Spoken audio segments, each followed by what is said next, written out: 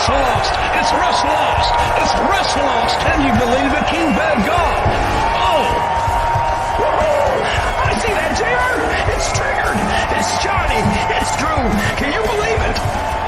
It's going to be a slobber knocker.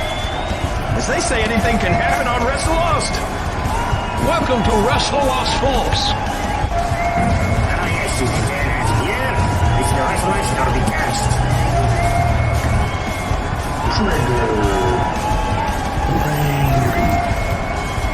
The sniper. Hello, everybody, and welcome to WrestleLost. What a fucking week! To get it going, Yes, here's Johnny. both in shows and news. Yes, it's my mind is still blown from everything that has happened. So Yeah. Well, first, so some lighter news of the week. Jonathan Gresham has signed with Impact after months of not hearing from him. So yeah, he's now on Impact. Let's see.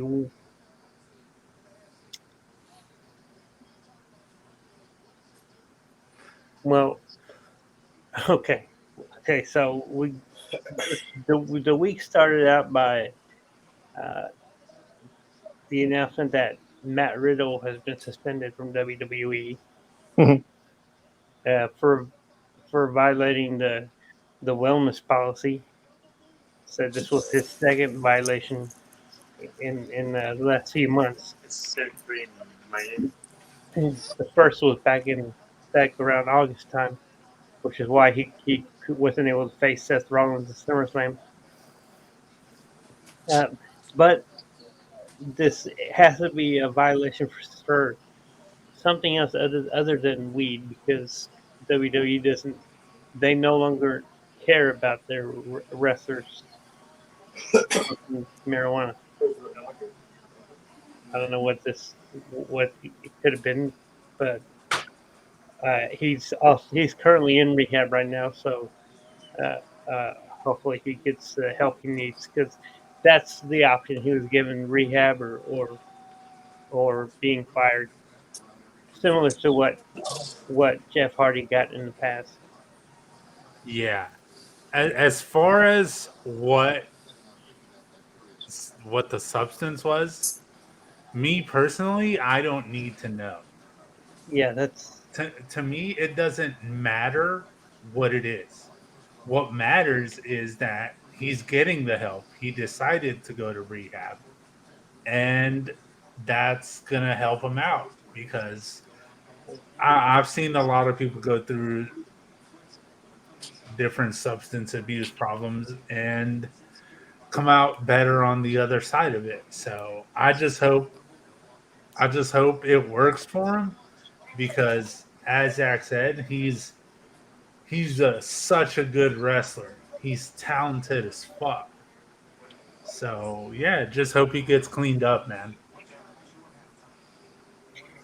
yeah. Hopefully that'll be the case. Some more information has come out as far as Sasha Banks goes. Apparently, her release from WWE was actually negotiated months ago, but she's still listed on the roster for WWE. But that'll probably change after January 1st, because starting January 1st, when she's going to be able to take wrestling bookings again. And we've mentioned that she's going to be at Wrestle Kingdom 17 on January 4th, which she's going to most likely challenge Kyrie in backstage for the IWGP Women's Title. She does have several New Japan dates set up going forward. And speaking of Kyrie, there's also word that come out that WWE is actually interested in bringing her in for the Women's Royal Rumble. but this decision came out before she won the IWGP Women's title, so we'll see if that plays into their final decision or not. I hope it doesn't. I would like to see the forbidden door open wider than it has been. Well, they did bring in Carl Anderson with the New Japan title, so Yes, and in fact, Carl Anderson wasn't on Raw this week because he was in Japan. He attacked Tama Tonga at an event to set up their match for the never open weight title at Wrestle Kingdom. In fact, New Japan have released the full card for Wrestle Kingdom, and I'll go ahead and read that out to you because, like we mentioned before, we're going to do a live watch along in the Real early watch. early hours of January 4th. Okay, so obvious ones that have been mentioned: the IWGP title match between World Heavyweight title between Jay White and Kazuchika Okada. Okada won the G1 Climax, so that was what he got for winning that. We got the IWGP Junior Heavyweight title match between. Okay, I skipped the line. Hold on. Okay, Taiji Ishimori is going to defend against Hiromu Takahashi. We have obviously the U.S. title match between Will Ospreay and Kenny Omega. We have another in the series of Great Muta retirement matches. Keiji Muta's Hiroshi Tanahashi and Shota Umino are going to take on Tetsuya Naito, Sonata, and Bushi. That's going to be a 6-man. And never open weight, we've mentioned that. Carl Anderson against Tama Tonga. New Japan World title. NJPW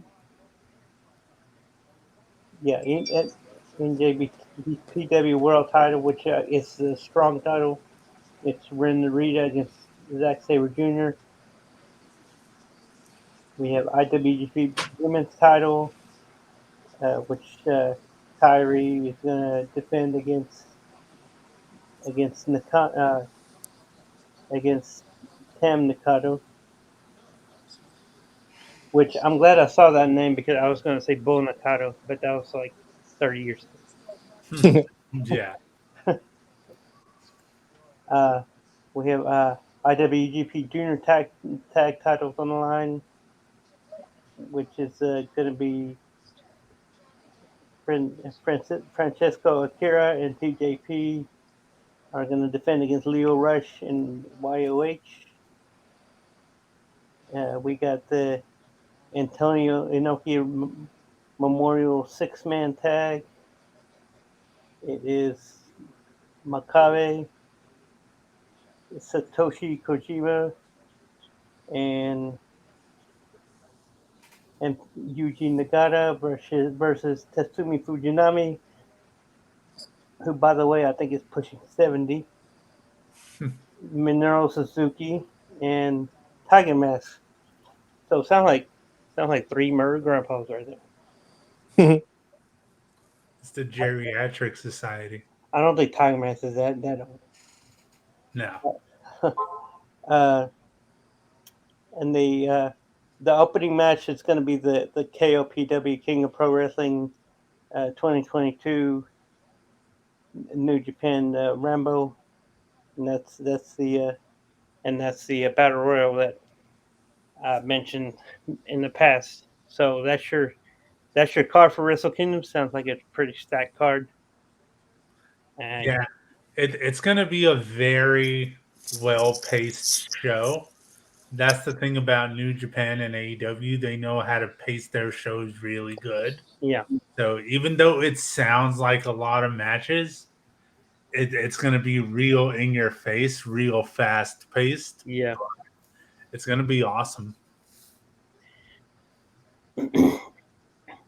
Yes. Now, that's going to be awesome. But now, to the not so awesome news of the week. We start off on Tuesday. So Monday we had the news of the Riddle suspension. Tuesday we had the news. Another Wall Street Journal article came out about Vince McMahon, saying that two of the women who accused him have filed a lawsuit. One being Rita Chatterton for $11.75 million, and in that same article, it was said that Vince McMahon wants to come back to WWE. Now, if he does come back, I don't know. He does own 80% of the shares. And the only way he can come back in is if he's voted in by the board. And from what I've heard is that there isn't. Fightful Select said that they asked lots of different staff and talent backstage. No one wants Vince back. No, of course not. I mean, ratings are up. The morale backstage is up. The stock is up.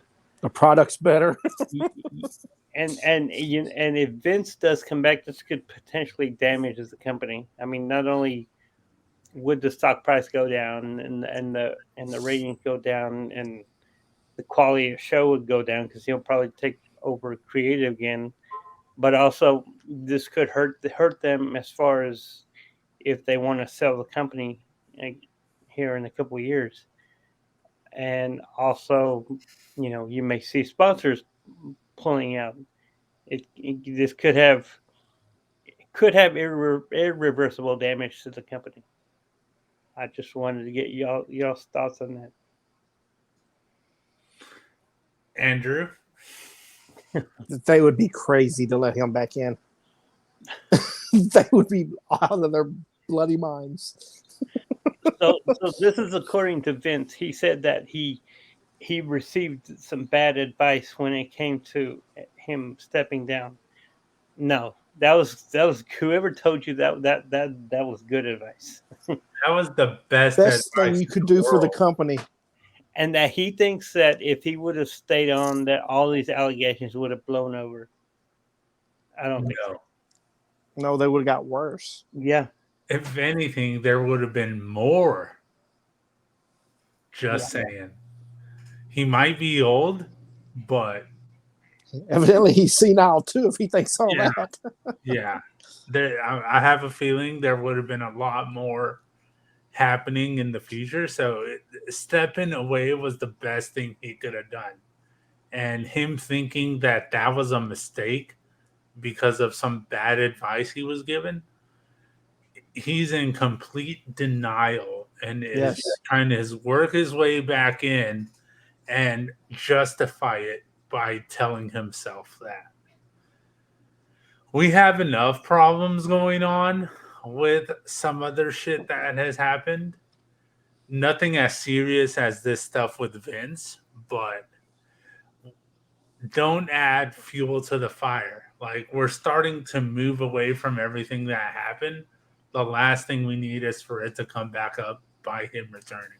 Yes. So, we're about to head into the first ever WrestleMania season without Vince McMahon. I hope so. That's all I'm going to say. I hope so. Because like Zach said in the chat, no chance. No chance in hell. That's the mentality. You got to use his own shit against him. That's what it said in your music. Now you're going to get the exact same treatment. You want to come back? No chance in hell. Go back home. Okay, and but the news didn't stop there. If this year of 2022 in wrestling couldn't have gotten any crazier, and we thought the news was over. We still have. I mean, we still have 2 weeks left in the year, but usually by now all the big news stories have wound down. But no. Uh, so on Tuesday, Sean Ross Sapp released a spoiler for NXT, saying that Mandy Rose was going to lose the NXT Women's title to Roxy or Roxanne Perez, which wasn't supposed to happen until their New Year's Evil show on January 10th. But so she lost that. Apparently, Mandy wasn't aware of this uh, up until she was told about it. But then Wednesday came, and Wednesday, Mandy Rose was released from WWE. Reasons being because Mandy Rose has a third party site on a site called FanTime. It's similar to OnlyFans, except uh, they were WWE was told it, and it was first leaked by Matt Bloom to Shawn Michaels that Mandy was doing some inappropriate, taking part in inappropriate acts on her site with some questionable videos and pictures. Which I mean, by the way, that's her business. What she wants to do is literally business because apparently this site is bringing her what I'm hearing up to $500,000 a month because she charges $30, and I'm not sure what her subscriber count is, but I know her followers are in the thousands on the site. So now WWE had already known she had this site for a while now, but the problem was Mattel also found issue with this, and Mattel they make the wrestling figures for WWE, and I guess Mandy Rose had a figure. So they say, you know what, we can't have one of you wrestlers doing this, and we continue to work with you. So of course, just like in retail, vendors run the store. In this case, sponsors run WWE.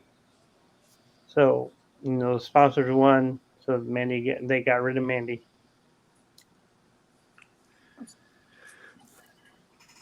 So I've heard a couple of different things.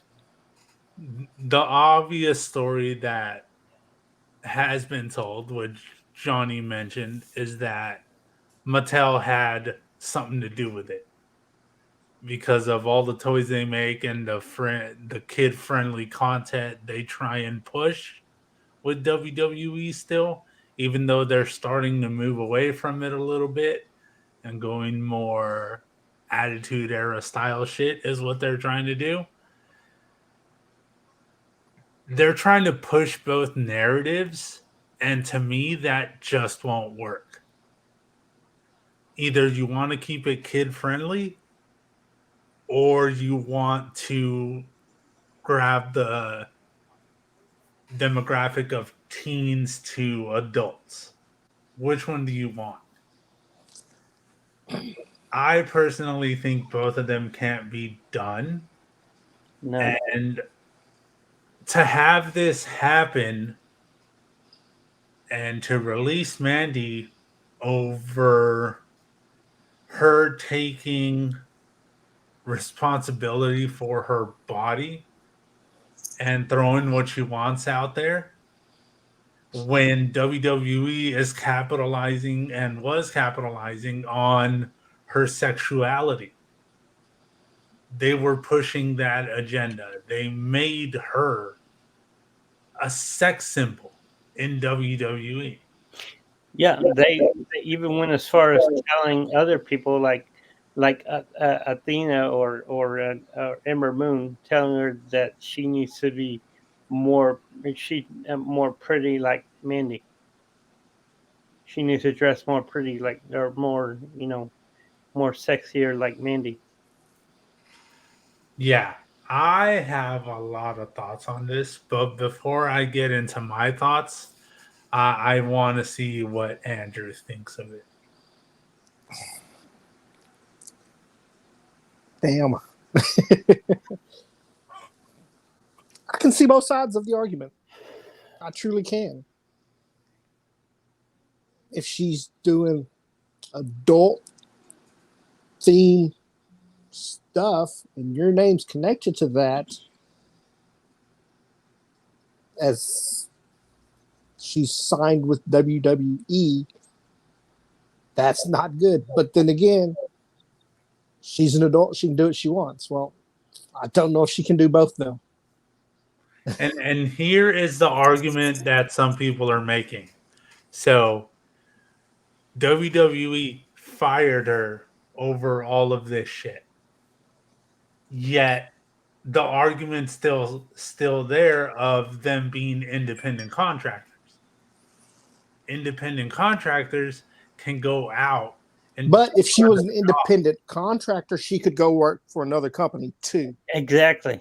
If she signed with WWE, she can't go work for another wrestling company. So no, she is not an independent contractor. If she was an employee, if they gave her benefits, yeah, that's different. So I think still, if she's an independent contractor, she can't work. She can work for other people too. Yeah. But so if she signed a contract with WWE exclusively, she's not an independent contractor. It's like I'm watching the football games on right now. They're signed to a team. They can't go and work as another team. They're not independent contractors. They signed a contract with a specific team or a specific wrestling company. They get benefits and all this stuff. They're not independent contractors. They're employees. But that's the thing. She's not. But see, that's how WWE contracts work. They're contracts for independent contractors. And I think in this case, I think Mandy could have a lawsuit. I think so too. Because WWE is, like I said, capitalized on her sexuality. That's what they were pushing. Yeah, there's more to it. Like, she's talented. She's got decent moveset. She had decent people around her to where sexuality wasn't the only thing in the long run, but that's how it started out. So you want to say she's an independent contractor, but you don't want her taking other jobs when she really wasn't working for another company. She was working for herself. This is stuff that she was doing for herself. There was no other company involved. All the cameras she used, mics, setup, everything, that's all paid for by her. Okay. This site she was on, what name was she using? Mandy Sachs. Okay. She wasn't even using like the whole name, and that's her real name. Oh, I know. Like, you don't have ownership over Mandy, the name. No, but they do have like ownership over the name Mandy Rose. Yeah, Mandy Rose, which she was not using. Right. But like I said, I can see both sides of it. And the other thing people are saying is this. I know it's even I have said this many times. This is a different time. It's not how it used to be. Yeah. It's not like WWE getting Sable, getting Trish Stratus, getting many other of the female talent to post for Playboy if they wanted to. Right. I But want that was a contract with WWE and Playboy, not by herself and Playboy. See what I'm saying? Yeah. But you can't blame someone for doing this and capitalizing on sexuality when you did the same thing in the past. Okay, yeah, but okay, here's the thing. It's the past. It's under a different leadership that they did this. And here's the other thing. WWE ain't getting money for shit from this. that I think that's the problem they're having there. Is Yeah. that they but as long as she's not using the name Mandy Rose, they don't have a right to have any money. Right. Yeah. So this is what I'm hearing a lot. WWE says that it's very early on, so we have yet to know all of the details. Yeah. But one of the things I'm hearing is people from WWE are saying that it's not about the money. Don't tell me it's not about the money when you're a company that's money hungry. Yeah, I mean, Anything WWE does involves money. yeah, I mean the main catalyst of this is that they don't want to lose money from the sponsors. Yeah. So you're telling me if this But if if there's this had happened and Mandy came up to them and said, "Okay, look, I'm making $450,000 a month off of subscribers, off of like special request videos, which people are able to do on there." The person has to agree to it, but not a lot of the times they do. If Mandy came up to them and said, "Okay, what if I give you a cut? Some of the money. Let's say 50,000." You're telling me WWE wouldn't take it? we don't know. There's no way of knowing it. It's money. But you have a company. You want to make it family friendly. You can't do this.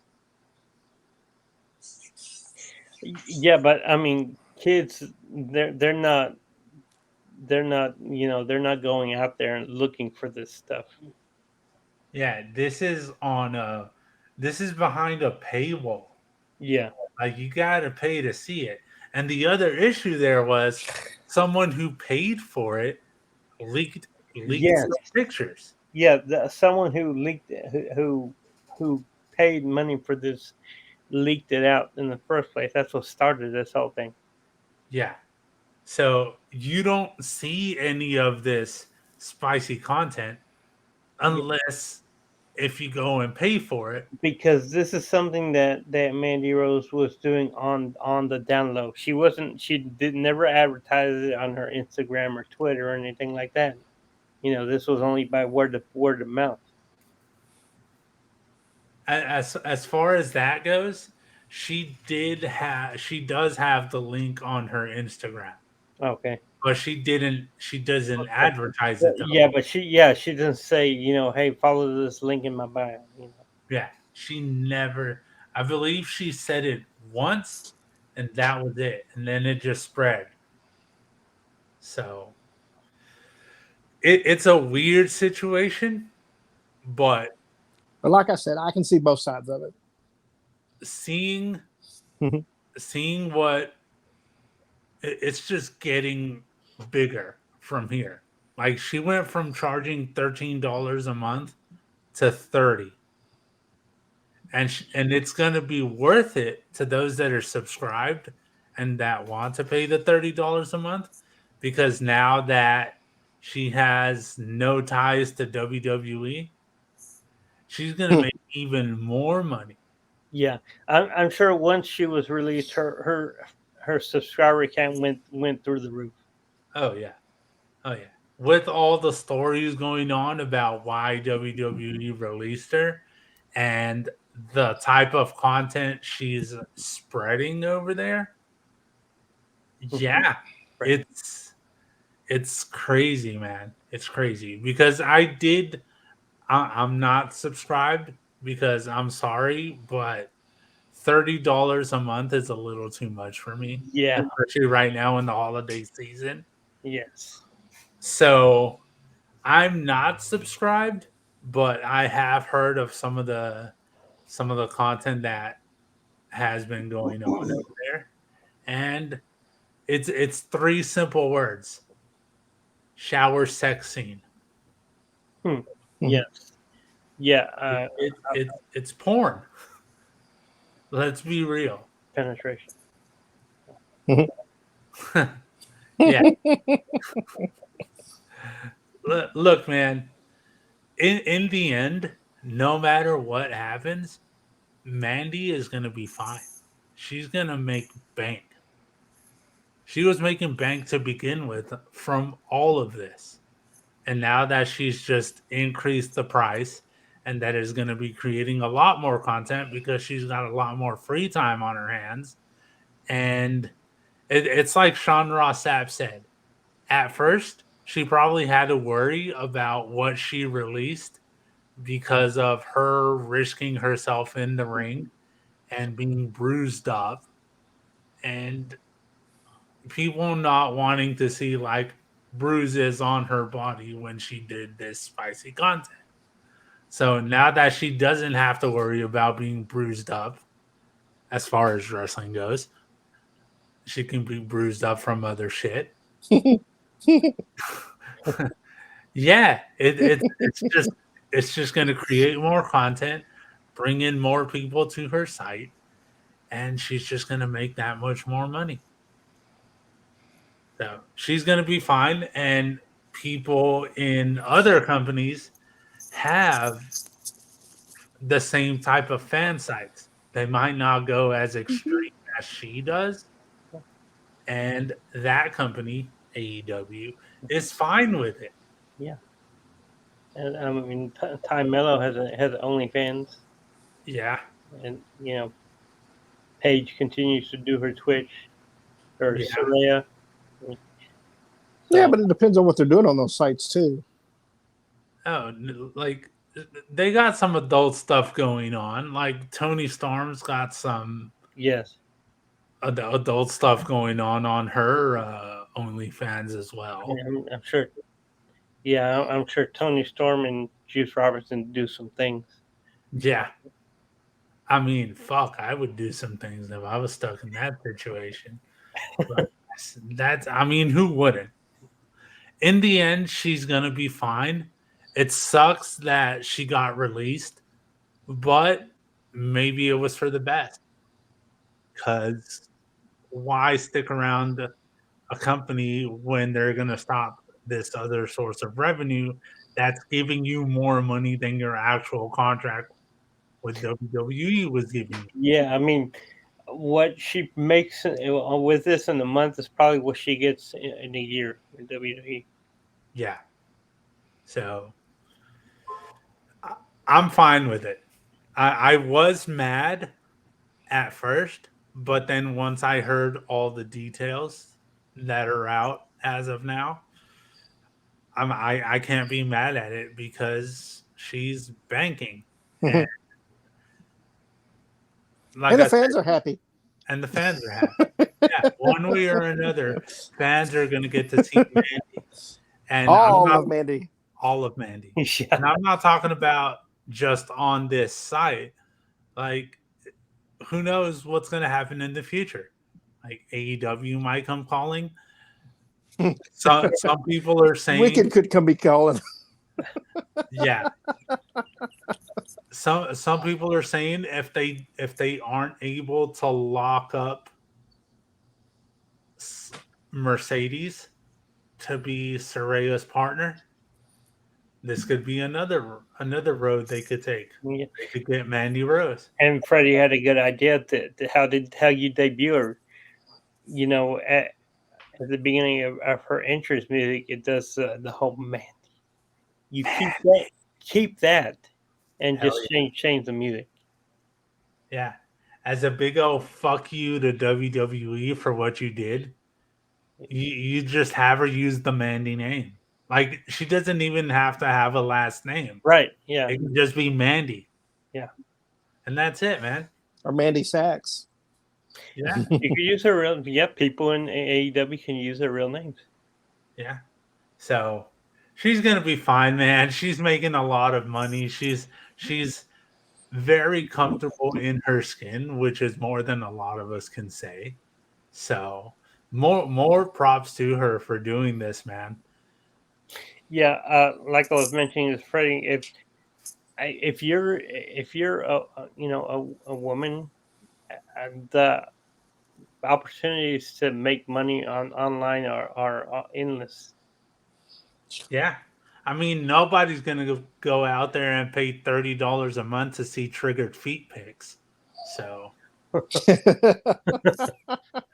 nobody wants to see that I mean, shit. they wouldn't have to know they're your feet. You don't have to show your face. It's just OnlyFans. Yeah, but when you name that shit triggered, I mean, I got to keep it on brand, bro. Plus, let's be honest, working retail, being on your feet 9 hours a day, then them boys be looking rough. So nobody wants to see that shit. Look at them bloody toes. No, I'm Toenails looking like We're corn good. chips. yeah, Oh yes. yeah. Don't get Nobody me wants to started see on that. my. When on the my fuck did you see my corn chip toenails? No, Ralph, that's a joke from Ralphie May stand up. I know. Yeah, man. She has nothing to worry about. She's set. So, it sucks that she can't wrestle right now over this, but this can't be it. She's eventually going to go somewhere, I think. Yeah, and we haven't heard what her status of no compete is. If she has a 30-day or 90-day. If she has a 30-day, I think maybe it might be cutting. Well, let's see, what day was she released? On Wednesday, so that was the 14th. Well, yeah, that match with Saraya is on the 11th, so she might miss that, even if it is a 30-day. But we'll see. We'll see what happens. Or maybe there isn't one. Maybe not. I mean, FTR didn't get a non-compete. And even okay, so firing aside and everything like that, this isn't like it was a firing under Vince. So it wouldn't, I don't think WWE would be petty like that and throw a non-compete on it. If Yeah, I was probably WWE, I would just let it happen. Whatever they're going to do, they're going to do it sooner or later, whether it happened now or after a no-compete clause. So just let it happen, man. Just let her do whatever she wants to do. You can't stop people from doing what they want to do. So that's just my thoughts on that.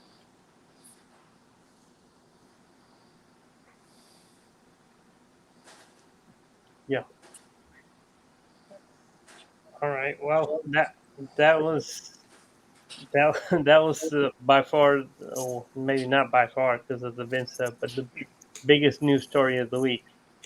Which we have 2 more weeks left in the year. Please, no more big news stories. Yeah, we need to end this year as calmly as possible. So let's gonna not happen. stir up some more shit. This has been a very crazy year. Yeah, and fuck you, Vince, stay away. So now that we've gone through the news, I'm gonna go ahead and go back to Johnny and get his moment for WWE this week. And please, before we get into this, I'm just a disclaimer for my own mental well-being. Just be nice to me. Oh no. Oh, you know what? You know what Andrew's going for. You know what he's It's going for. fine. Let's just get it over with. Well, my moment, I'm gonna take it back to Saturday at NXT Deadline, as the New Day are now Triple Crown WWE Tag Champions. They defeated Pretty Deadly to become NXT Tag Champions. I like Booker T was all upset because, as it turns out, Kofi has now surpassed him as having the most tag title runs at 15 with three different partners. He had obviously tagging with the New Day, but he's also won tag titles with CM Punk and Evan Bourne. Air boom. Yeah, yeah. So and actually Xavier Woods is now third place, tied with Kane with 12 rings as tag champ. Does it? Edge had 12 runs. 12? Yeah. He's tied with Edge and Kane. Okay. So good for the New Day. I think they're just transitional champions, but I think they just wanted to get that accomplishment there. I don't see Booker T coming out and trying to one up. No, no, that shit is not gonna happen. But it was a good match, so congratulations to them. Yeah, this is something that we talked about last week. It was going to be a great match, regardless, because New Day is New Day, and them going down to NXT, it's always a little bit more freeing for talent to go down to NXT. They have a little bit more freedom to do whatever they want to do down there. So it was going to be a great moment for them, regardless, but I think we were all in agreement last week that we didn't see them going over there and actually winning the tag titles. So to actually see it happen was pretty badass. So I'm happy for them, man. It might be transitional. It might not be. Who knows? But for the moment, I'm happy for them. Yeah. And we'll just have to see what more comes from it. Probably not going to see Big E there anytime soon. But No, unfortunately, and it's been a while since we've heard any news on Big E. yeah, So but if he were to make his way back, what would be his thing? Would he be able to go down to NXT and maybe challenge for titles down there as well? Maybe. He was the second NXT champion. Yeah. Could be NXT champion again. New Day running wild in NXT. I'll fucking take it. Yeah. Yeah. I mean, at least it'll maybe get me watching NXT. Yeah, definitely. Might get us to watch at least that part of it. So, yeah, man, that was a really awesome moment. As far as my moment, I'm just kidding. I'm not gonna skip them. I see what you're doing. Skip them. You know, you can blame Roman for this. I don't.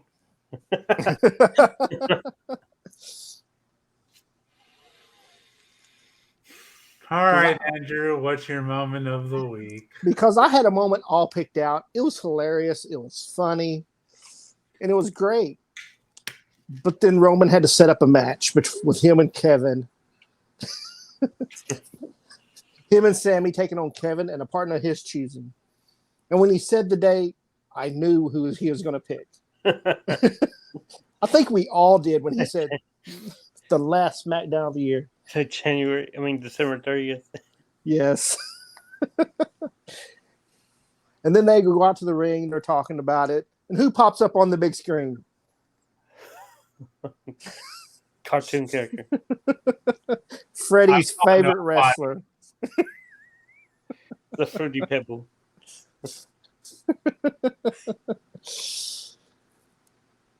No, actually, my actually real moment before that was Kevin doing an interview backstage on Monday night. Hmm. And Elias walking up to him and wanting Kevin, to have his Yeah. back.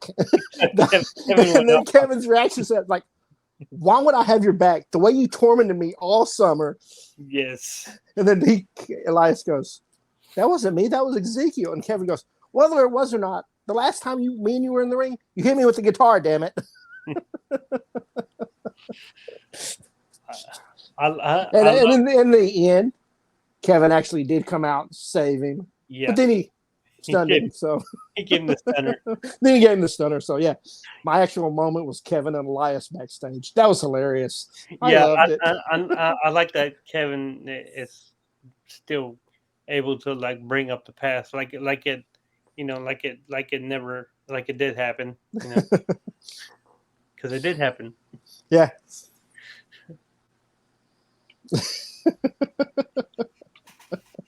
I hate this so much. Oh, come on. It's no big deal. It's just one match. Come on. But we don't know that. No, it's not just one match from what I'm hearing. Yeah. So I'm just going to agree and touch on what Zach said real quick. You can see Cena lost some muscle mass from being away. He thinned out. He's not all muscled out like he used to be, at least from what I saw. So that's a positive for me because at least he's looking like a weak little bitch. It happens to everybody. Yeah, it does. Okay, here's what frustrated me the most. I get it. He's wrestled every year for the last 20 years. 20 years. So I get it. I get it that it's going to happen. I can't stop it. At least it's going to be against Roman Reigns and Sami Zayn. So that's a positive for me. But if it wasn't supposed to happen until the 30th, let's not put them 2 weeks before. Yeah, that was the only thing I didn't like. He shouldn't have came out. I should think he should have waited until the night. Yeah. It's like don't even announce that he's going to be there on the 30th. Just say Kevin Owens has to find a partner for that night, and then let it be a surprise. Yeah, and here's what pisses me off. So we know that whenever Roman Reigns and the Bloodline is out there, no matter where they start, it's going to be an awesome promo in the end. It's always going to end in spectacular fashion. So to have Cena interrupt the Bloodline and it just be your status quo Cena bullshit, that's how you want to end SmackDown? I would have just kept it a surprise because we went from something amazing with the Bloodline to just here is the same old bullshit we always hear from John Cena. Yeah, this year WWE is actually giving their wrestlers a few days off around Christmas. So last night they taped 2 weeks worth of SmackDown, and Monday they're going to tape 2 weeks of Raw. So yeah, so the next time they're not going to be live again until that SmackDown. Yeah. Which I've heard some stuff already as far as what happened on SmackDown. It's starting to make the rounds already. The spoilers are out there. Yeah, and I'm sure by Monday night we'll know about those Raw spoilers as well. Yeah, So I do know one thing, and I don't know how serious it is, and it doesn't spoil like the ending to a match or anything, because I still don't even know how this match ended. But the one thing I am hearing is that Ricochet got injured. Is that a legit injury? Legit injury, from what I'm hearing.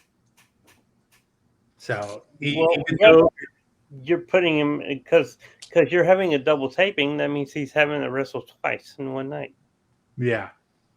So I saw the spot, and it could be potentially serious, Mm.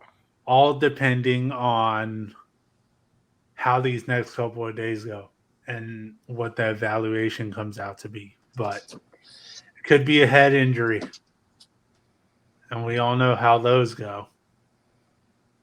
So it doesn't give spoilers as far as ending to a match, but I don't know how serious this injury is. Yeah, because until I hear from a reputable source like Fightful or Wrestle Talk, I'm not buying that it's a real injury. Yeah. Well, I'm like the only thing I've heard is that like actual stitches were involved. Uh-huh. So it could be something. It could just be stitches, for all we know. So we're just gonna have to wait and see what comes from that in the next couple of days. But yeah, man, look, you want to do this John Cena thing? Fine, I can't stop it, like I said. But to have to interrupt the bloodline 2 weeks before, when it could have just been kept a surprise or could have been built on next week. You don't need a lot of time to build up a John Cena match. It's not like he has anything new to say. He hasn't had anything new to say for 10 plus fucking years. So why would it change now? See what you did? Yeah. Yeah. Thanks a lot. Thanks a lot, WWE. Okay. Yeah. Oh, wait, your moment. Go ahead. Yeah. I want to get my moment in there because we need some fucking positivity from me on this bitch. So, all right.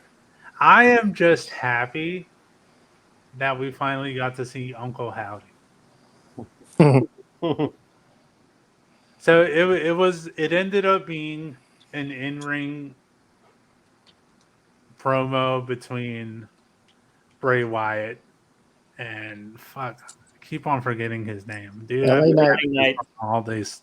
I've been having this problem all day long. My mind's been blanking a lot.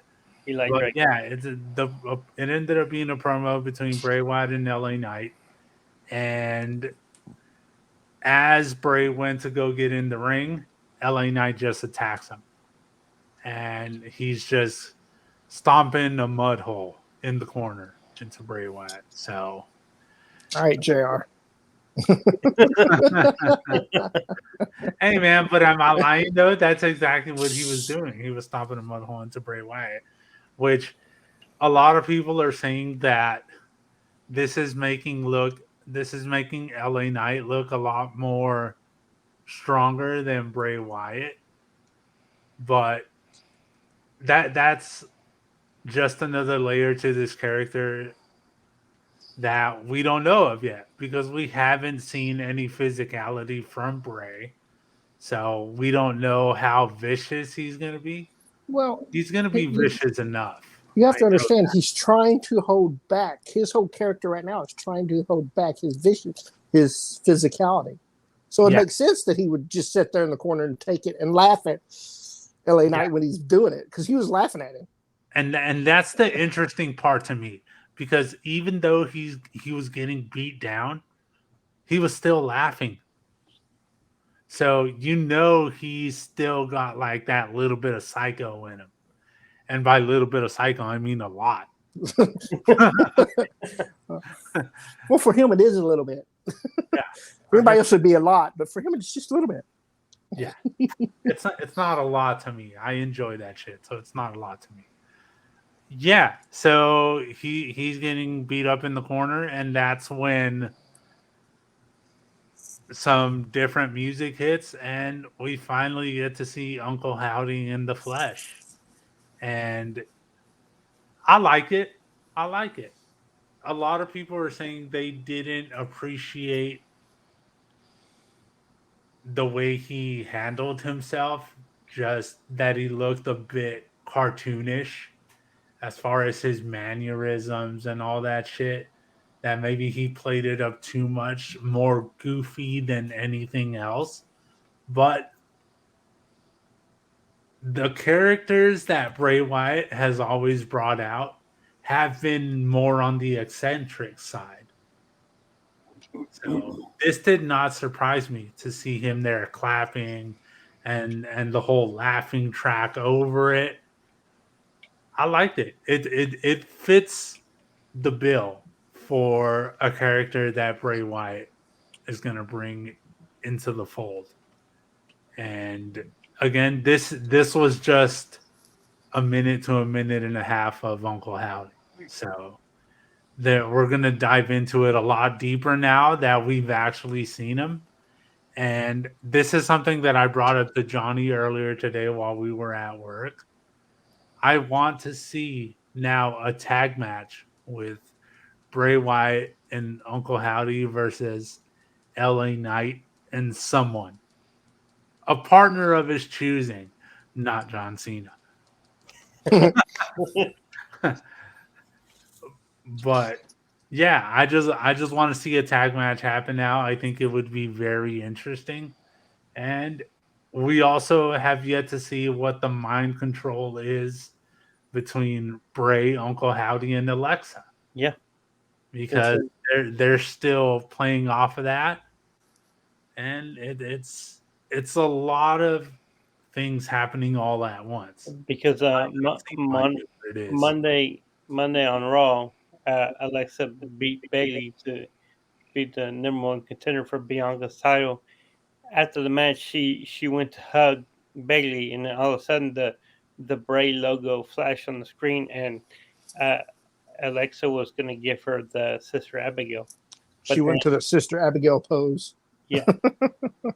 But then she realized that what she was doing, and she apologized. Yeah. Yeah. So there's a lot going on there over both nights, both on Raw and SmackDown. I just can't wait to see more physicality from Bray Wyatt, and eventually we're gonna get there. But so, who was in the Uncle Howdy outfit?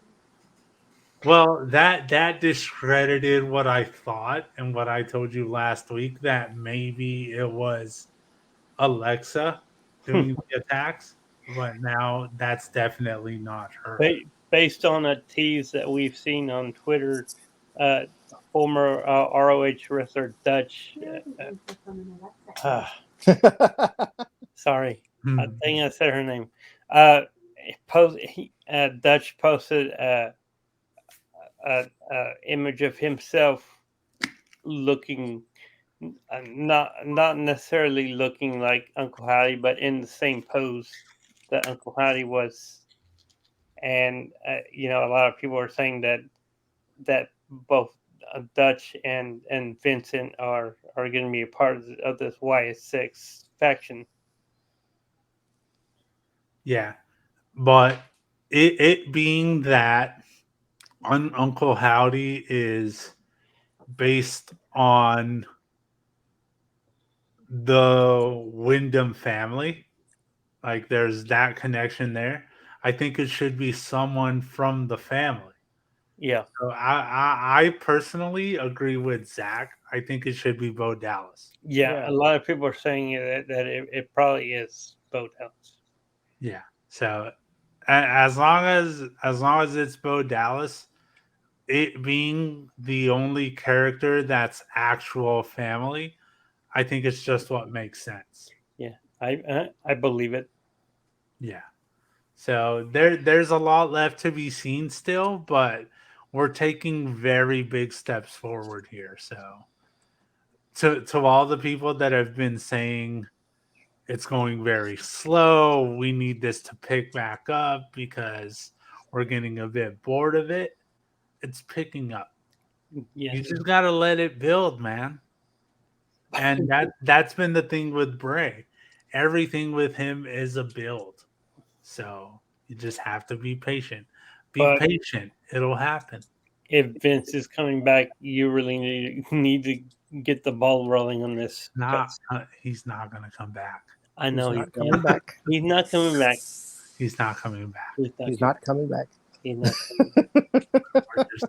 We're just gonna keep going with he's not coming back. But yeah, man, I But love this shit. Yeah, you can only go so slow though. Eventually, you're going to have to do it, or people's going to get tired of it and not want to watch it. Yeah, and if you don't like, if you think it's taking too long, like I can't argue with you. That's your frame of thought. I can't change that. But for me, it's fine. Like we're getting continuation and shit, and we're letting it build. So I'm fine with it. I'm fine with waiting as long as we get there, and we're gonna get there. We're taking those steps. Trust me. So And I should just mention that at the end of Raw, there was a segment where Lashley was fighting Seth Rollins for the number one contender for the U.S. title, and Lashley lost, and he took it out on referee Chad Patton, knocked him out, and Adam Pearce came out and started yelling at him, and Lashley shoved Adam Pearce down, and Pearce immediately, like as Raw was going off the air, said that he was fired. But then, and later on during the week, and I guess seeing that they knew they were going to get rid of Mandy Rose in real life, they just posted on Twitter like saying, "Oh, he's not fired." So I'm glad they fixed that because that would have looked bad on them. yeah, but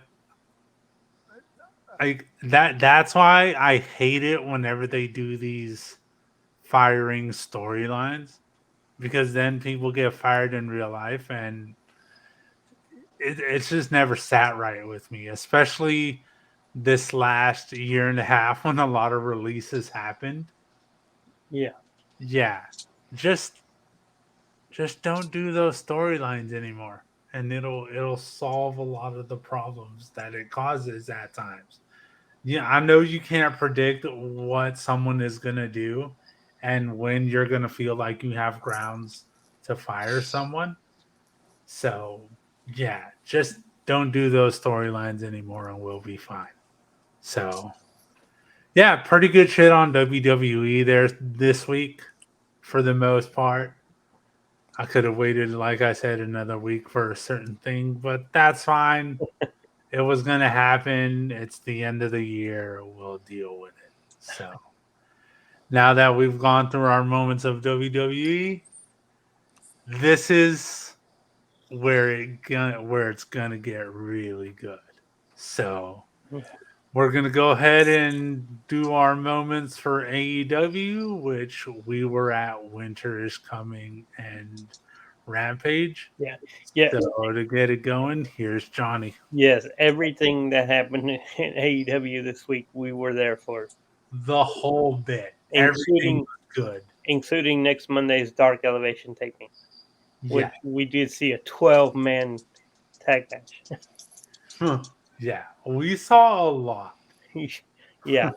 So, okay, and I hope I'm not stealing someone else's moment. I might, but y'all can add to it if y'all want.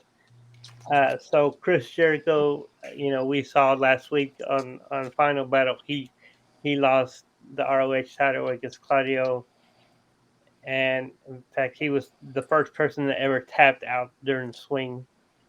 I think it was like 33 rotations, and he couldn't take any more, so he tapped out. Which I never considered the swing a submission hold until Evidently, it is now. until last Saturday. But it kind of makes sense, doesn't it? Because actually, you know what? And spoilers if y'all watch Dark Elevation, but the same thing happened during him and him and Wheeler Yuta had a tag match, and the same thing happened there. The person, I forget who they were facing, but tapped out in the swing. So I think maybe that might be a new thing going on. Which I'm fine with it because I've always liked the Claudio swing, but not now that it's being used in this way. Yeah, man, like all that rush of blood to your head, and just from the dizziness of Yes. spinning, it makes sense that you would tap out. Yeah, it's kind of like when Lex used to do uh, the move where he put the guy over his head and the torture rack. Yeah, the torture rack. Yeah, yeah. Um, but yeah, so now that Jericho lost the title, now he's his mind is not all there anymore. He's distracted by this loss. So he mentioned early in the night on a backstage segment that he was gonna take it out on a quote jobber, And so later on, we had this match between Jericho and a guy who he didn't even. Well, he got an entrance, but it was during the commercial. His name was Action Andretti, not Andrade Andretti. During the actual show, I know y'all there. I was watching on TV when they showed him, when they put up the streamer of his name. It wasn't actually him; it was Jericho's name on his Yeah. streamer. Yeah, that's what I heard too. I Yeah. actually still haven't gone back and watched it yet, but that's what I heard. He didn't even get his name on TV Yeah. until after the match. So you'd think this would have been a typical squash match, but it wasn't. Jericho was having a tough time beating this guy. Action Andretti actually he kicked out of the code breaker. He kicked out of the Judas effect, and then he was somehow able to hit a shooting star press, and he defeated Chris Jericho. Now during the whole match, we were all chanting "Let's go, Jobber."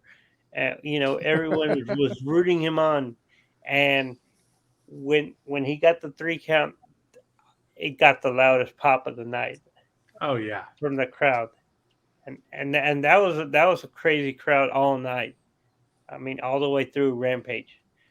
So yeah, uh, I have a feeling this could be the start of something new for Jericho.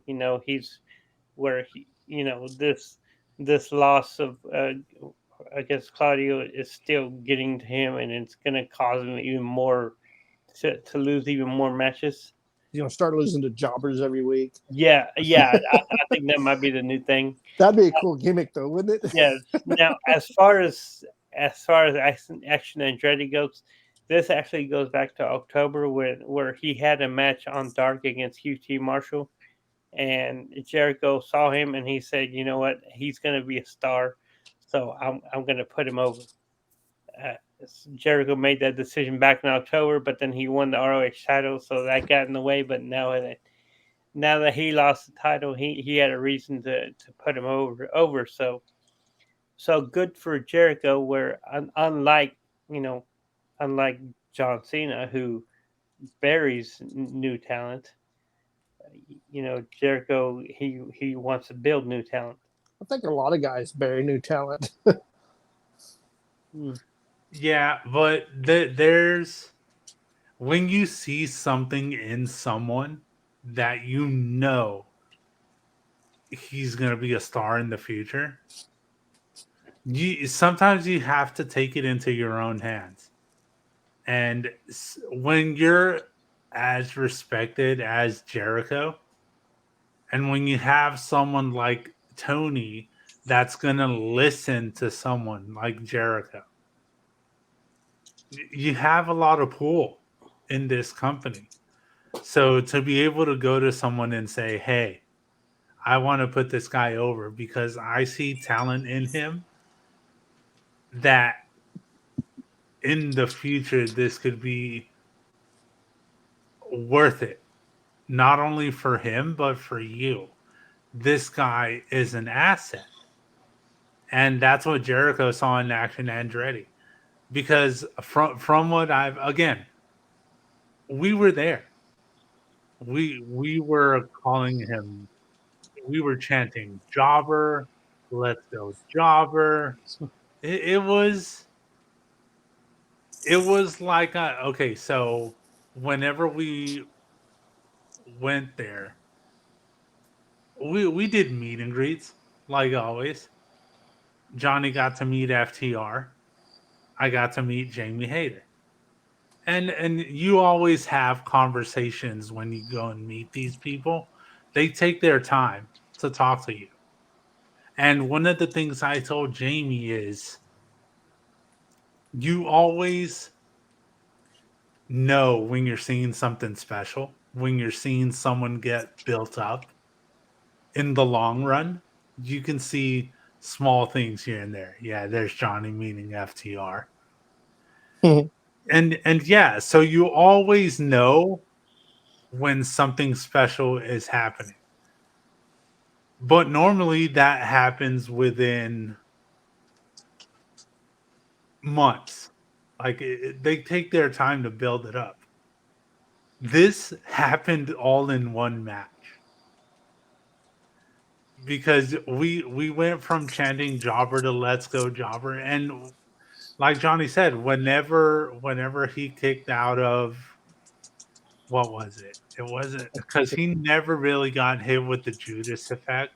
No, I think he went for it, but he blocked it. Yeah, It was the code breaker. Yeah, whenever he kicked out of the code breaker, that's when the crowd still was chanting Jobber because we didn't know his name. Yeah. But that's when we knew it felt different, man. And that's why it still caught us off guard in the end when he won. But he won us over that night. Yeah, and we did hear. I mean, well, Justin Roberts did say what his name was, but we couldn't really hear what his name was. Yeah, dude, it was just madness that night. So even Jericho during the match was trying to get his name out there because he heard us chanting Jobber, obviously. But while watching it back on TV, you could hear Jericho say, "It's Action Andretti." Like he was yelling his corner in the name as he was punching him. But yeah, man, this kid, and with even though some of his moves that he was doing were like your standard moves, we were still going crazy for it because it's fucking Jericho. Like you can't just get some guy. I know he's not just some guy off the street, but a relatively unknown person who he's only been wrestling for 3 years. Yeah.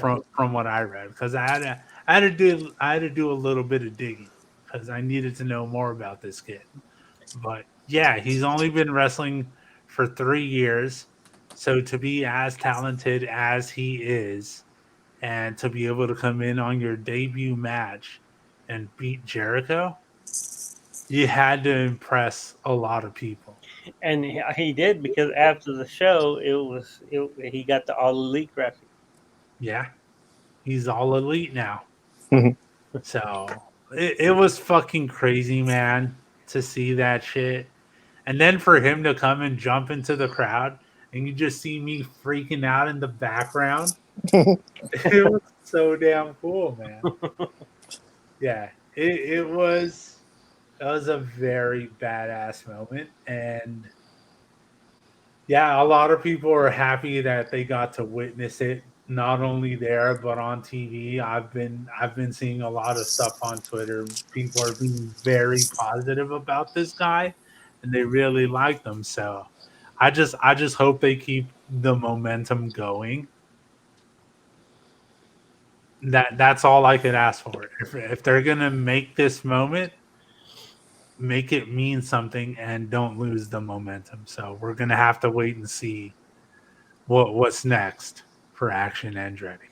So now that we got Johnny's moment in there, I'm gonna go over to Drew and get his moment for winner for AEW this week.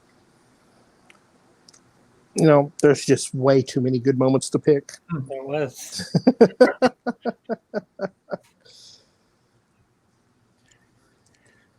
I really enjoyed Moxley versus Sammy Guevara on Rampage.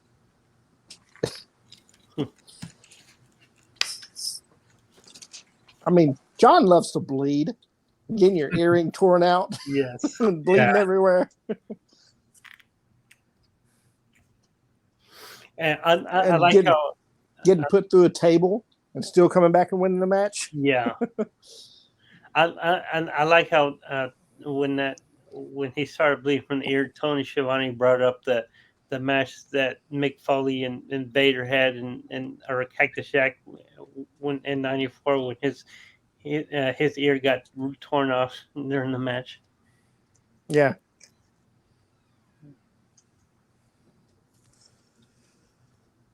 Yeah, that was my match of the night or week. Yeah, but I hope all this with Blackpool Combat Club and JAS is over, because I mean Moxley said it was going to be over last week. It still wasn't over. Yeah, I think from what they said, this was the last like a little bit of it that they needed to resolve. Yeah, because I think Moxley and Sammy was like the last match that had to happen. Yeah. So it should be over by now. It should be over now. This And- should We be- hope so. And yes, just to show you how much Moxley blood there was, they I mean obviously Rampage is not taped live. They took like 10 or 15 minutes to change out the canvas after the match. Yeah. Yeah. And look, man, I know people don't like Sammy Guevara. That's pretty obvious. And even while they're in the crowd, whenever he put Moxley through the table, when he went off the top rope, people freaked out. Yeah. You can't deny that he's a risk taker and how talented he is. He's always going to put his body out there for the sake of a match and to have it look good. Even there in the crowd, people recognized what he did and gave him a little bit of respect for it, but they still chanted, "You still suck." Like, even though it sounds bad when people chanted, "You still suck," that's just saying, like, hey, we respect what you did. And that's what I've always said. You don't have to agree with everything a person does, whether it be personal, public, whatever. You don't have to agree with everything. If you don't like it, that's fine. Like I a lot of people, like, we know what the issue is. We've spoken about it before. Just respect what they do, though. Respect the talent. And I saw some of that here with Sammy in this match. So I was happy to see that little bit of respect put on his name from that crowd. So Is it getting to the point with the "you suck" that it's actually good? Kind of like Angle. It's not I- angle levels of "you suck" yet. But is he getting there? Mm, I think people are starting to forget about the whole Sammy Guevara drama. yeah, I think so. Yeah. Yeah, Eventually, they had to. Like, people can't hold grudges forever. because that was last year. Oh, Yeah. yeah. Tell that to some people in my family, but I have a feeling. So yeah, I think it's starting. I think they're starting to forget about why they were so mad to begin with, and eventually you just have to pay attention to what they do in ring and just enjoy it, man. So yeah, I think that's at the point we're getting. So hell yeah, man. Good shit from Sammy. Love that shit. As far as my moment, I could go with a lot. I have a lot of things that I loved. I think I'm gonna have to go with MJF Ricky Starks. Yeah. It was a really good match. A lot of us knew that as much as we wanted Ricky Starks to win, Yeah. He wasn't gonna win. we knew he wasn't going to win. But it was a really good match.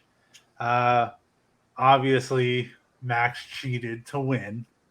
Of course. Which that's what he does. So that was no surprise there. But the surprise was Bryan Danielson coming out and chasing MJF away. Yeah. I like that Danielson came out here kind of separating himself from Blackpool Combat Club a little bit. Who knows what that is going to be like now that Regal is gone. But for him to be going up against MJF for the title, I don't know when this match is going to happen. It's obviously going to be a long build to it. But if it's enough time and if MJF has a couple of defenses before that match with some lower tier people. Well, yeah, I think Eddie Kingston has to be one of those. Yeah. I wouldn't mind if they put it on Danielson. I could see Danielson beating MJF. And yeah, because Revolution not till the first week in March. So, but I mean, they could play it out till then. Yeah. That's Like 2 months. Yeah. Yeah. Two months from now. Yeah. I But think you that's got to a remember, good, Moxley defended it every week pretty much when he had it. yeah. I don't see MJF defending it every week. I could see once a month, maybe. Yeah. Yeah. And even like once every 3 weeks, just so there's like 3 or 4 defenses between now and the next pay-per-view. Like I know they got some special dynamites coming up in January. They got they do the bash at the beach or whatever, and I think The Jericho the Cruise. Jericho Cruise might be a dynamite this year. So yeah, it could happen on one of those. Yeah. So there's a lot of opportunities there where he could have a title defense or 2 or 3 or 4, however many they want to do. But yeah, I think whenever he goes off to face Danielson, it might not happen in the first match, but it's definitely going to be at least 2 or 3 matches that they end up having, because MJF versus Danielson is a big thing. So you're not only going to do it just once, you're going to do it at least twice. So I could see him eventually winning against MJF. But yeah, even though this was for the Diamond Ring and for the title at the same time, Ricky Starks put up a hell of a match. The crowd was behind him. The couple that we were sitting by the whole night, cool as fuck. They came down from Oklahoma because they haven't gotten any AEW shows down there, so they made their way down here for this one, and they chose a hell of a show to come through. Yeah. That's And only a 2-hour drive, depending on where they're coming from. Well, yeah, depending because I've been to well, obviously Durant is like an hour and a half away, but then I've also been to East Oklahoma, which was 4 hours away. So Yeah, depends on where you're coming from, but it's really not that far. yeah, but yeah, the last thing I want to say about MJF is, why you gotta ignore my sign, bro? No joke. yeah. That same My couple, sign, dude. that same couple even let Freddie come up to the barricade. Yeah, Yeah, we got to talking in between matches and shit. They were cool as fuck, man. So we came to the understanding that in that because his wife had Ricky Starks signs because that's who she was behind as well. So I'm like, all right, I'll make you let's cut a deal here. How about like you take the Ricky Starks obviously because you got his sign, but whenever MJF comes through, if I can squeeze by just so I can try and get some camera time with him because my sign is pretty badass. Thanks to input from all three of us. Yeah, even during the dark tapings, and Dasha pointed a sign out. Yeah, yeah. It got pointed out a couple of times. Justin And Robertson went to point it out though. yeah, Justin Roberts gave me like a what the fuck look whenever he saw my sign.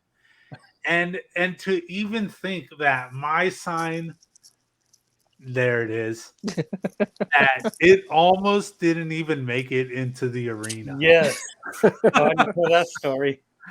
Okay, so after I left all of the signs in the car, in the truck, because I didn't want to take them in there during the meet and greet. You can always go back out, get them, and then come back inside.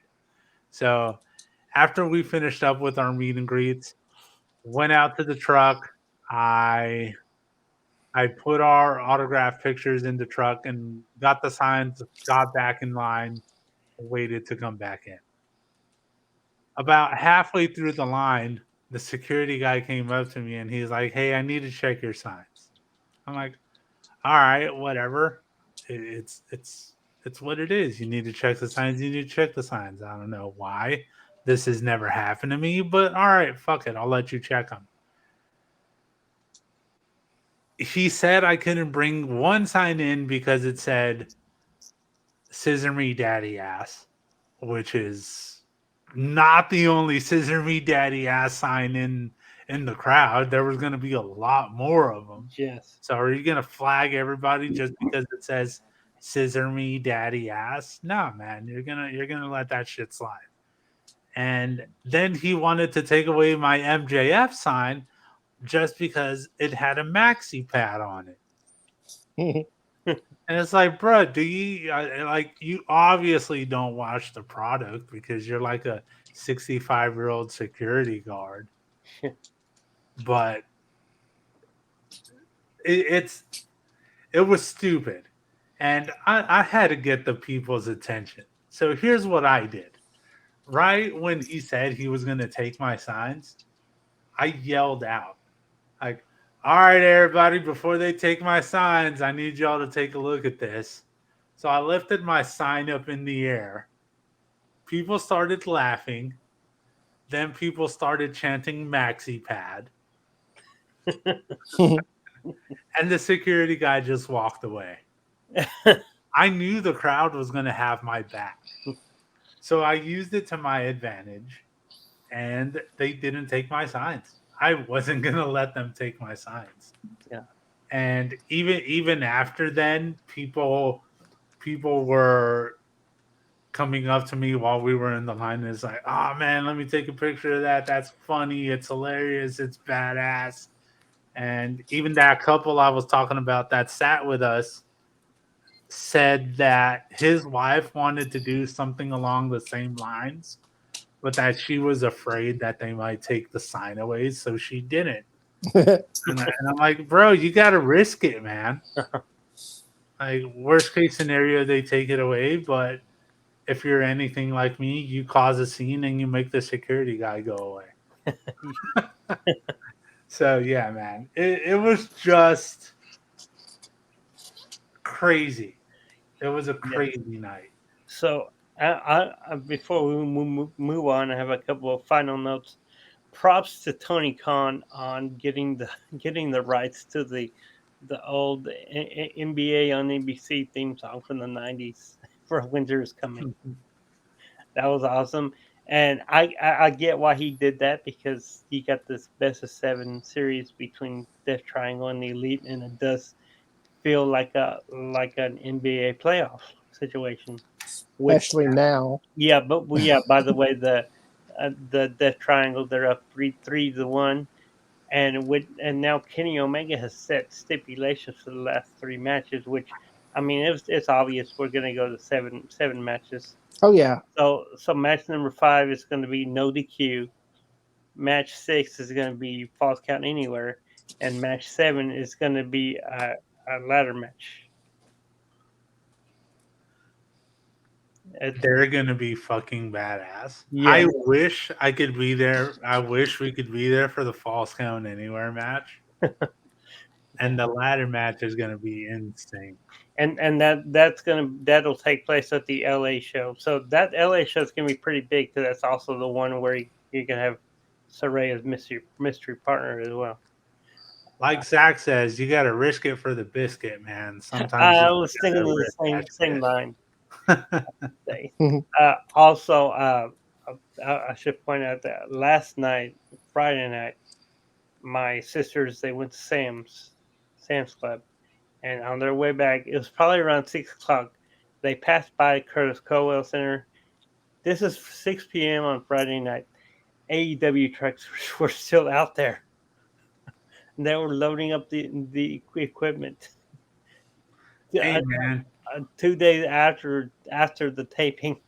I mean, for all we know, they wanted to like record some additional shit while they were there. Who knows, man? Maybe, or I mean, hey, they're right now they're only taping one night a week. You know, Yeah.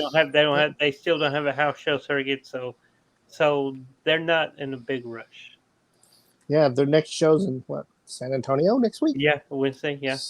So it's not like they're driving across country. They're just going right down the road. In fact, I mean, they're pretty much staying in Texas. I mean, they were in Cedar Park last week near Austin. They were here this week for ROH and AEW.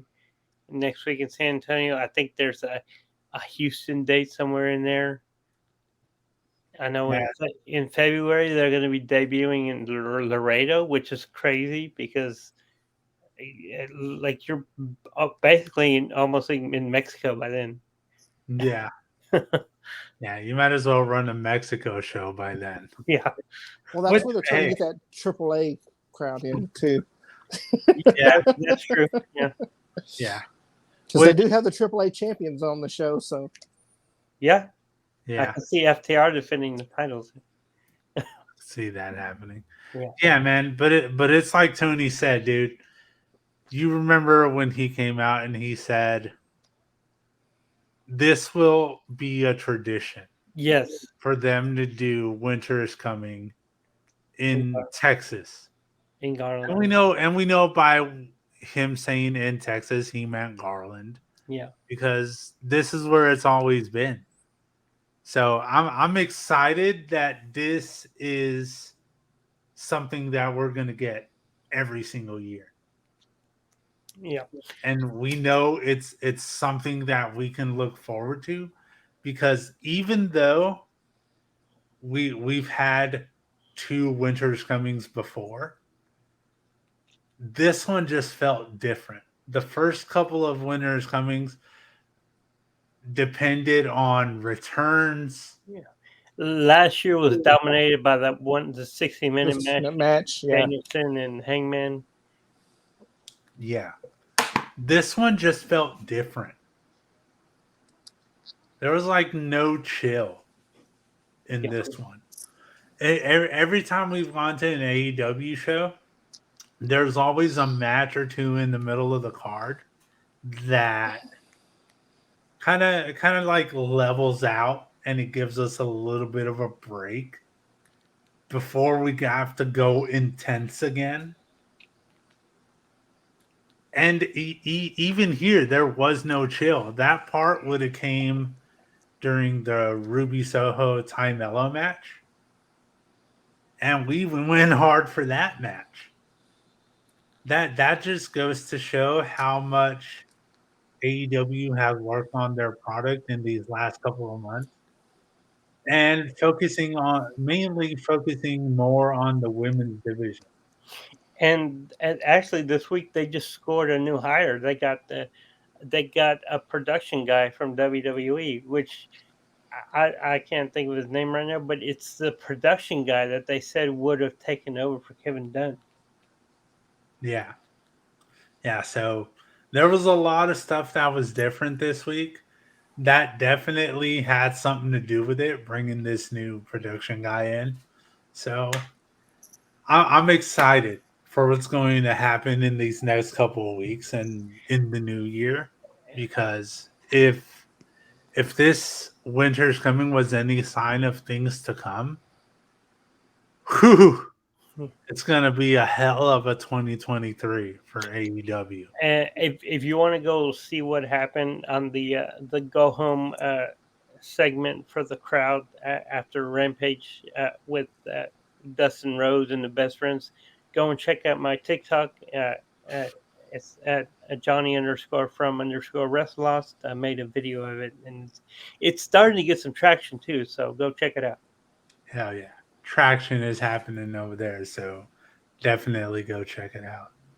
Yeah, man, it was a crazy ass week for many different reasons. Like all the news we talked about was pretty insane. Some good, mostly bad, but hopefully it's shit that is not going to happen, because like we said, the last thing we need is Vince McMahon to be back.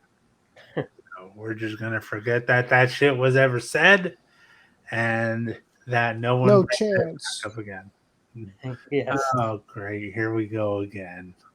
No, but it was some awesome shit. So we're happy that this week happened, because we truly enjoyed it.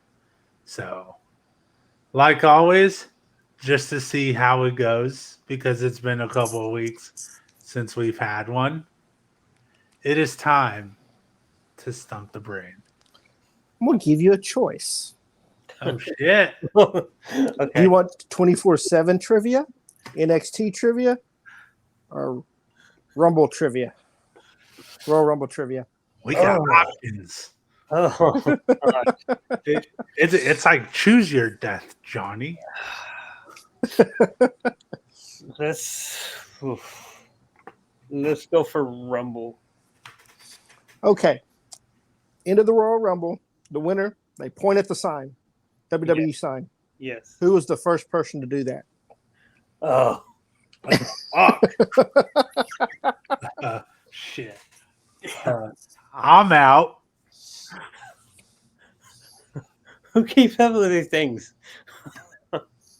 You want a year? Sure. 2008. Oh,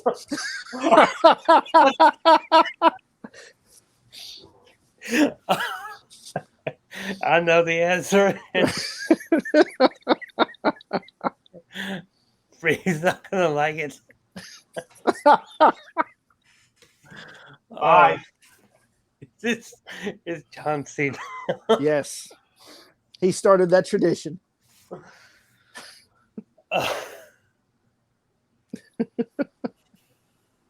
He just had, I should have known.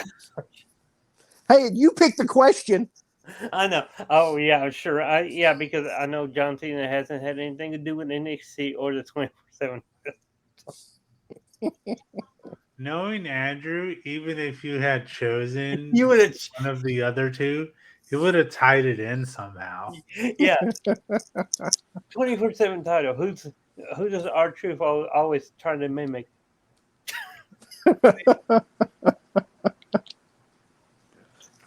I want you to look at this shit, man. I'm outnumbered here. So 2-on-1 with y'all. And then I got Zach over here saying, "Hey, look, John Cena." Fuck. John Cena, woo! Nah, man. Look, it's not for me anymore. I liked him at one point. It would have been better if you had a heel turn or some shit like that. Yeah, he never did. It's just Well, he been kind of way started too as a heel with the Thugonomics. He kind of started as a heel. But they have stuck to the same character for so long that it just isn't for me anymore. I need character changes. Yeah. Unlike this shit. Yeah, kind of like, like the way they, I mean, at least, Roman Reigns changed his character. Yeah, and it was for the best. Look how much people love all of that now. Yeah. He was getting very stale Yeah, he was. in how he was as a face. And you turned him heel, and it's the best thing going right now. Did you ever watch Evil on Yeah. NXT? Did you watch the Roman Reigns one? Yes, I did. Yeah. Talking about how he came in as a heel, people loved him. He tried to go face, people hate him. Go back heel, people love him. Certain Yeah. people just can't pull off the heel or face character. Yeah. Look That's at the like- Miz. He can't do a face character. Kill us to say MJF is never going to be able to be a full face. no, No. He's not anymore. He's way too good as a heel, and if you turn him face, it's just not who he is. Right. Like he just has that "I want to punch you" face. that type of face is never going to work when you try and be a good guy. So Yeah, I mean, like, and like I used to say, because when that old video came out of him on Rosie O'Donnell, I've never wanted to punch a 5-year-old. yeah. Until that video. Yeah. Yeah, same here, man. Yeah, so lots of real intense stuff that happened this week. It was fucking awesome. But like always, if you have any questions or comments, wrestlelost@gmail.com, WrestleLost on Facebook, and don't forget to give us a follow here on Twitch and on our YouTube channel because we are posting up there on a weekly basis and we want to continue growing to be able to make more content. So we're working on all of that as we go with all this stuff. So yeah, it's going to be interesting to see how this next week comes along as we round out the year. If anything else is going to happen, I hope not. But it's going to be interesting nonetheless. So hope everybody enjoys the rest of their weekend, and we will come at y'all next week with our thoughts and all of that. So until then, hope everyone enjoys the rest of their weekend, and see y'all then. Yeah. Next week we'll be coming to you on Christmas Day. Oh, damn right. It's So- it's going to be a couple of Christmas Day show and a New Year's Day show. So Yeah. those are the plans. And our New Year's Day show, we're gonna do our best and worst of 2022. So look forward to that. Yeah, there's still enough time to add to that list. We will Unfortunately. see what happens. So see you next week. See y'all next week. Check you later.